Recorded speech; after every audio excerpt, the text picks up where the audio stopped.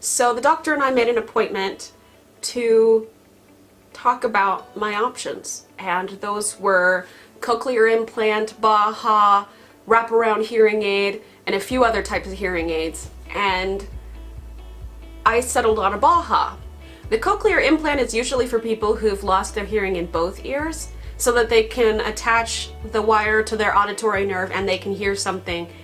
Since I only lost my hearing in one ear, that's not really an option for me, so I was wrong in saying that in the first place.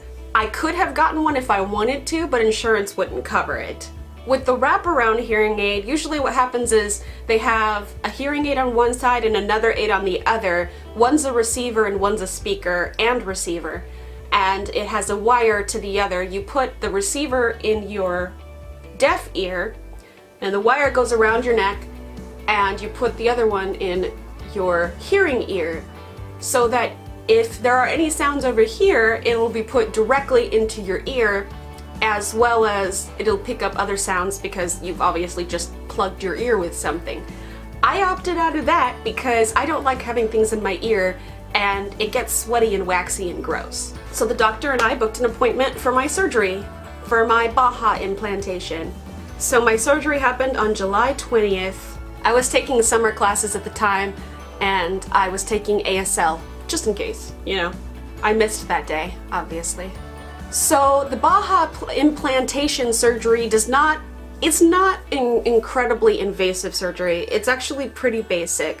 So what they do is they drill a small hole in the mastoid of your skull, and then they drill a larger hole because if they just went with the straight large drill, they might crack your skull. And then they screw in a titanium post. Then on top of that, a cup, like a titanium cup that is permanently in there. And that is the anchor for your hearing aid. I have it, it's still kind of healing. It's been 5 months now, but as it's an item that is screwed into my bone and goes through my skin and is exposed to the outside world, it's kind of weird for the skin to heal. So I'm still healing. I've still got some stuff going on. Let's see if I can show you. Can you see that?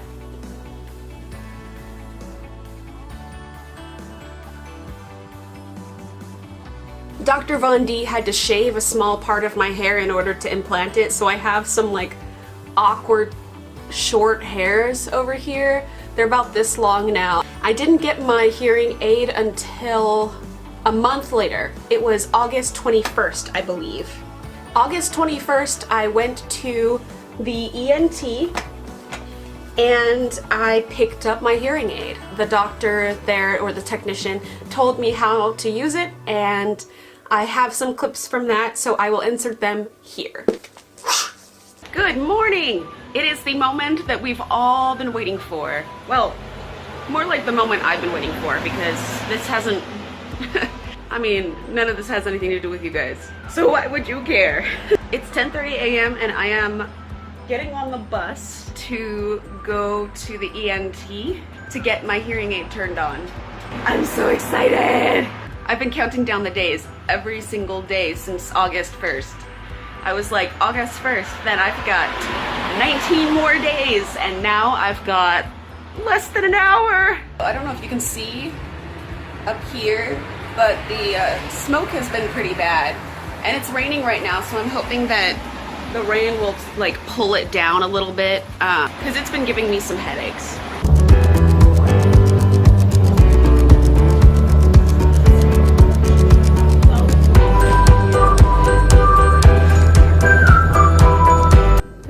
Away from my appointment. It's not going to take me 15 minutes to walk the rest of the way there, but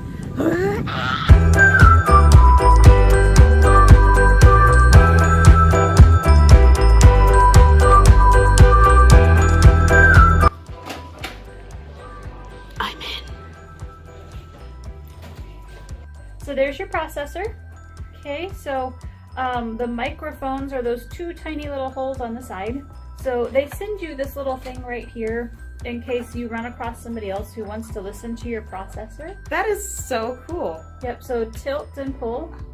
Yep, and then push and tilt. Perfect. The battery door. Mm-hmm. All right, so go ahead and take it off for me one more time. and let's program it for you. Okay, so I now have it on my head. Look at it. Welcome back. So what I have right here is this box. It says Cochlear on the top right here, in like it's embossed. What's inside right now doesn't look anywhere near as organized as it did back then, but I've kept this box because it's super handy for the items in here.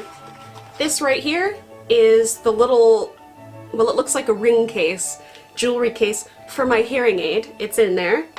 And I ended up buying some extra batteries online because I'm in Japan right now and I can't find this size battery in the convenience stores or anywhere. So I ended up having to order them online. So here's my hearing aid. It's right here. Cute little thing. Who am I kidding? I put this in this box just to show you in this video, but it was sitting on my desk. I'm not really that organized. So this is my hearing aid. I chose brown. It kind of looks more of like a metallic-y brownish gray.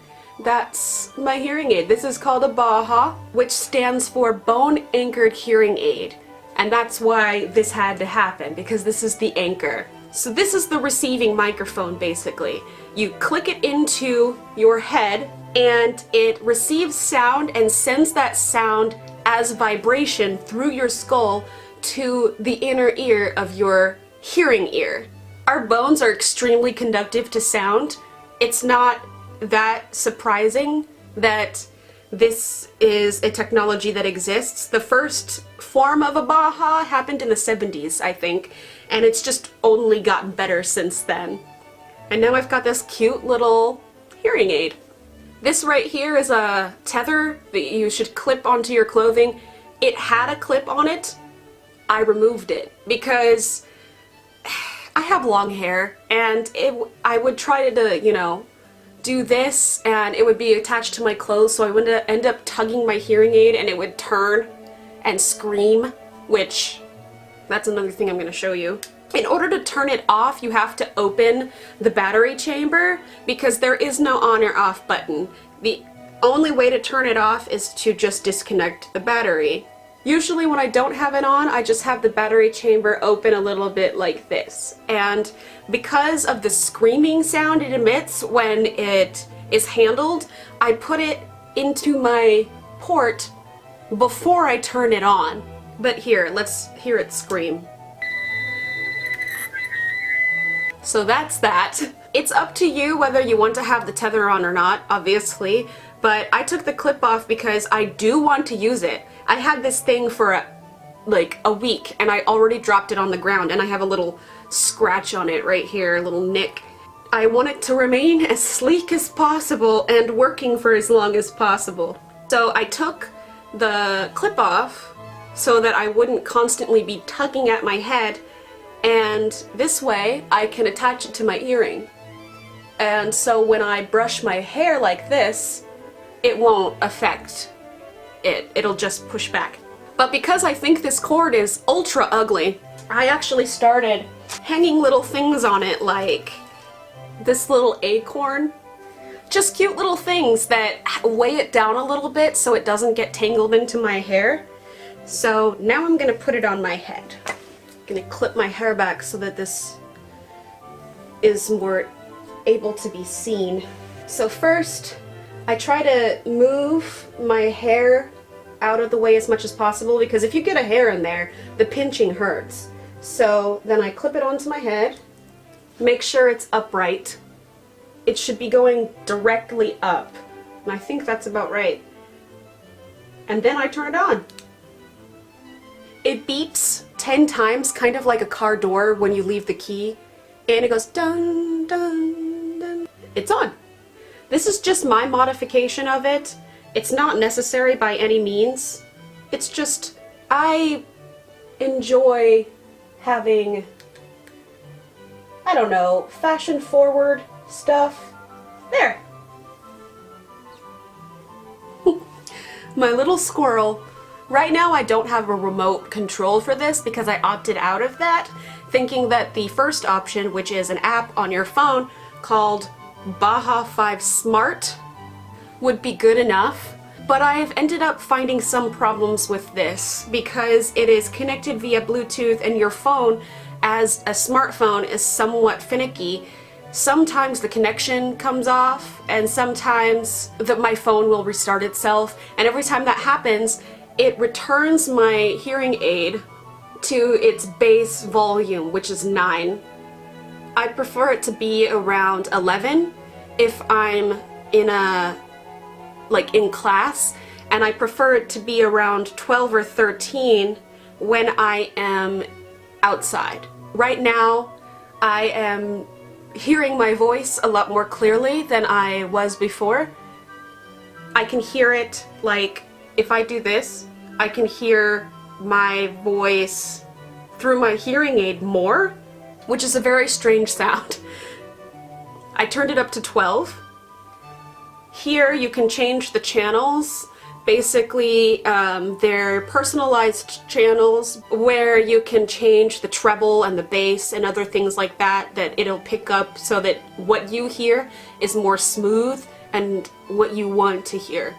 First of all, I'm gonna say that it doesn't sound like much of a difference when you put it on. The whole point is that it's not going to sound any different. You're gonna keep hearing the same way you hear with your hearing ear, but now if there's something going on the right side of you, you should be able to hear it better than if you had no ear at all, which is my case. My ear is dead.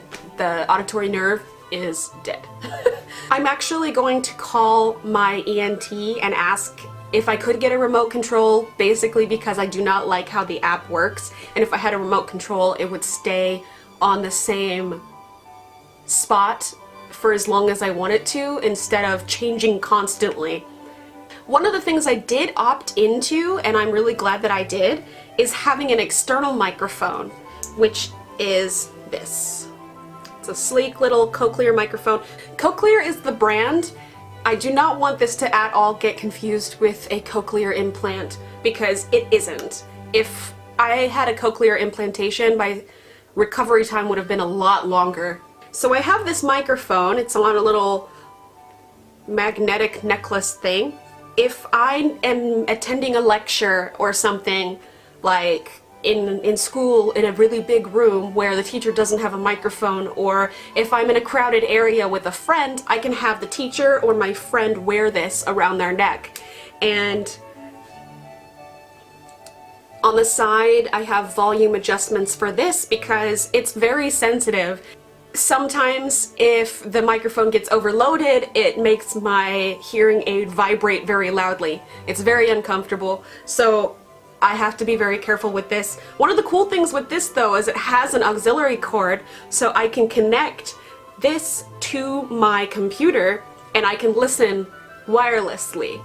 It sounds strange. It sounds very like the sound is coming from underwater, but that's because it's not connected directly to my auditory nerve. It's gonna sound a little quieter. The first time I did that, I felt really sick though, because it's a trip. It really is. I'm still getting used to it. I use it a lot at school. And last but not least is this item. It's a little acrylic post.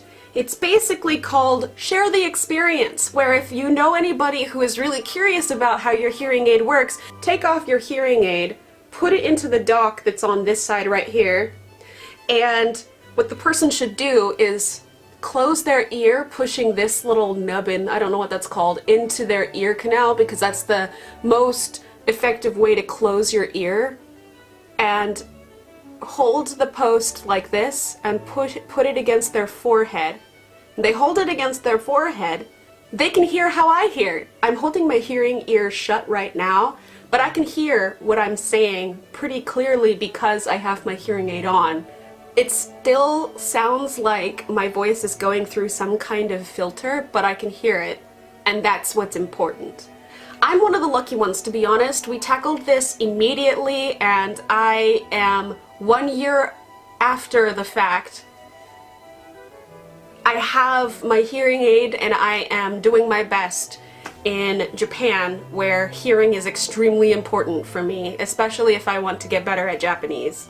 If you have any questions about the BAHA experience and how it works, please ask me in the comment section down below. I will do my best to answer them. I'm not an expert on this, I'm still learning, but this is my life now, and eventually I will become an expert via experience myself, and I will happily advocate for this as an option when you have 1 ear's hearing loss, because it's so convenient and it's a lot cleaner. I don't know, I don't like the idea of having my wax building up in my ears. I'm sorry for such a long video, but if you're still here, please hit that like button. Please subscribe if you're new, and I will see you in my next video. Johnny. Bye!